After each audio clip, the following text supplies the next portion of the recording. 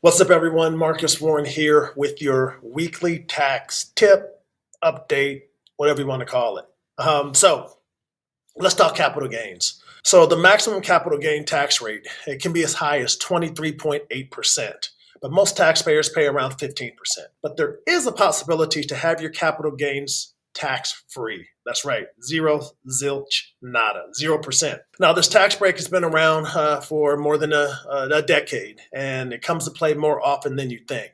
And here is what you should know. So how do you qualify for that 0% capital gains rate? Number one, you qualify for long-term gain treatment if you sell stocks, bonds, real estate, or other capital assets that you've owned longer than a year. Earlier than that doesn't apply. So for 2023, the 0% rate applies to long-term capital gains for single taxpayers with taxable income up to $46,625. And if you're married, $89,250. Now, this 0% rate can apply if you're having a low income year due to, say, you have a temporary job loss, say you have a tax loss that passed through you from an S Corp or some partnership. If you have a commission-based job, your income fluctuates. Obviously, if you're retired or if you were working full-time and now you're moving to part-time employment.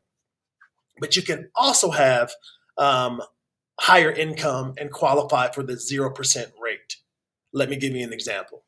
Let's say a married couple earns $116,950 in 2023, minus their deductions. Their taxable income is $89,250, which makes them eligible for that 0% capital gains tax rate. Now, while you may not always have the 0% capital gains tax rate available to you, it is important to note when it comes into play. So let me give you this example. Grab a pen and paper, whatever you need, rewind it, but listen up. So you got Adam and Eve Johnson, right? They recently retired. They have a number of mutual funds they've owned for years, and they have a retirement savings account, an IRA 401k. Their current income is $58,700. Now, should they withdraw money from a retirement account, which is taxed at ordinary rates, or should they sell some of their mutual funds? Now, because they're aware of the 0% capital gains, they decide to sell mutual funds with $25,000 in capital gains to get that money tax free.